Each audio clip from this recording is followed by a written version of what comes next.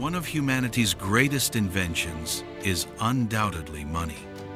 It is so deeply woven into our daily lives that we often don't even notice it. We use it to buy food, pay rent, save, or send value to the other side of the world in just seconds. Yet very few people stop and ask, what exactly is money, and how did it become what it is today? The beginning of money's story is as old as civilization itself. Everything started with barter, exchanging things like grain, salt, sheep, or even seashells. Over time, as society's needs grew, barter became insufficient. Later, people discovered the power of metal and silver coins stamped with the authority of kings and emperors. For a period, trade continued with these silver coins. Later on, paper money, first emerging in China and then spreading across the world, became a transformative step that reshaped trade and finance. Afterwards, with the Renaissance, the foundations of modern finance were laid, bringing along banks, credit, and stock markets. With the rise of nation-states, money became a symbol of sovereignty tied to the shine of gold for centuries. But the wars and crises of the 20th century brought this era to an end and ushered in the age of fiat money, which is not backed by metal, but by trust in governments and central banks. Today, money is evolving once again. Credit cards, online transfers, mobile payments, and cryptocurrencies are reshaping our sense of value. This story is far from over. It continues to be written with every innovation, every crisis, and every transformation in society. This series follows that journey from barter to Bitcoin and shows that money has always been more than coins and paper notes. It is trust, power, and a mirror of humanity. As if it, too, lives and learns alongside people. Barter is where the story of money begins. It may sound very simple. One person has barley, the other has corn. They exchange and both are satisfied. But as we will see, things were often not that simple.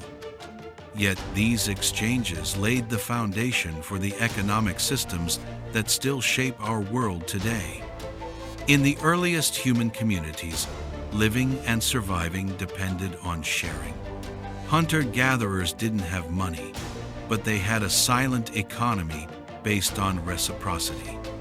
A hunter would share his meat with the tribe because he knew that on days when luck wasn't on his side, others would return the favor. This wasn't barter in the strict sense. It was less about calculated trade and more about social bonds. Still, the earliest seeds of value exchange were planted during these stages. They embraced the idea that goods and services could circulate within a community to create balance. Around 10,000 years ago, when agriculture emerged, societies began to grow more complex. Farmers were now producing more than their families needed. This surplus created new opportunities. A farmer could trade his extra goods for another's animals, tools, or pottery. And this is exactly where the barter system began to develop. For the first time, people had to discuss the value of objects. How many jars of corn equaled one sheep? Was a goat more valuable than a single sheep? Questions that may seem insignificant today helped create the earliest pricing systems. But barter had serious limitations. Imagine a farmer with a sack of barley who wants a pair of shoes. He had to find a shoemaker willing to accept barley as payment. Economists call this the problem of the double coincidence of wants. Both sides had to want what the other offered at the same time. If the shoemaker didn't need barley, the deal fell apart before it even began. Barter also made storing value quite difficult. Animals could die, pottery could break, and products like barley could spoil. Wealth in this form was temporary. Faced with these challenges, communities began using what historians call commodities.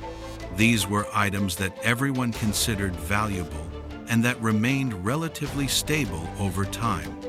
For example, salt was not just a seasoning but an extremely useful and valuable preservative.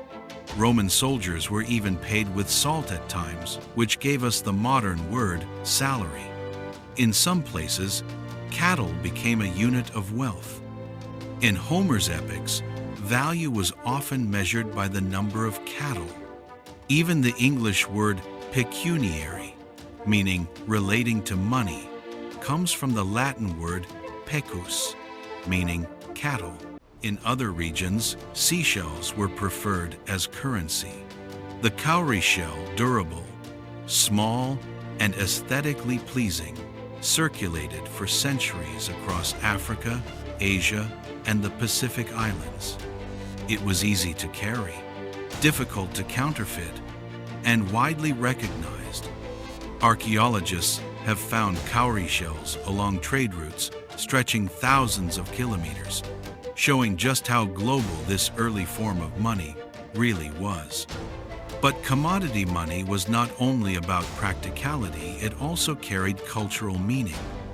In some parts of North America, wampum beads made from seashells symbolized not only wealth, but also agreements and treaties. In ancient Mesopotamia, barley was used both as food and as money, combining agriculture and economy into a single system. These choices reflected what societies valued most, intertwining money with identity and daily life. Despite all its advantages, commodity money was still problematic. Animals could run away or fall ill. Salt could dissolve in the rain. Barley could be eaten or spoil over time. People needed something more standardized, more durable, and more divisible, and so they were preparing for the next great transition, metal money. Yet before this innovation appeared, all trade for thousands of years took place through barter and commodities. It is worth reflecting on what this early era teaches us about the concept of money. Money is not just coins or paper banknotes. Money is trust. The belief that people will accept the value you hold in your hand. The confidence that what you give will retain its value in the future. Whether salt, shells, or cattle, these new forms of money existed only because societies collectively agreed they were valuable. Even in today's world of digital currencies and banking systems, one simple but profound truth remains. Value exists because we believe in it. Barter reminds us that human economies are deeply social. They are not just numbers, they are built on relationships. A farmer did not only trade barley for shoes, he formed a social connection with the shoemaker. These interactions shaped the fabric of early societies, linking survival, culture, and community through exchange. As ancient civilizations like Mesopotamia and Egypt began to grow, barter had already been replaced by more complex accounting systems and commodity money. Clay tablets from Mesopotamia, dating back 5,000 years, show that trade transactions were recorded in measures of barley and silver, revealing the first steps from direct barter to symbolic representation. Concepts we hear often today, contracts, debt, and even taxation, trace their origins to this era. The story of money does not begin with coins or banknotes, but with something far older, the human need to receive, give, and measure value. From a hunter sharing his catch to the global spread of cowrie shells, every stage illustrates both the strengths and limitations of barter. Though ingenious for its time, it carried within it the seeds of a much greater innovation.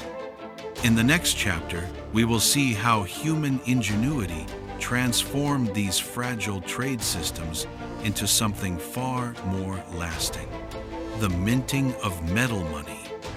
With metal money came not only portability and stability, but also a new era in which rulers asserted control over the value itself. The humble goat, the perishable grain, and the gleaming shell would soon give way to the cold, solid shine of silver and gold. One of the greatest turning points in human history was undoubtedly the shift from barter and commodity exchange to metallic money. It solved problems that had challenged people for thousands of years. How to create a medium of exchange that could store value reliably, be easily divided, and be recognized by everyone. The story of metal money is not merely an economic matter.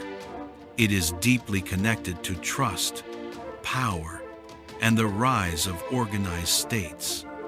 Around 3,000 years ago, metals had already begun to be recognized as a store of value in Mesopotamia, Egypt, and Anatolia.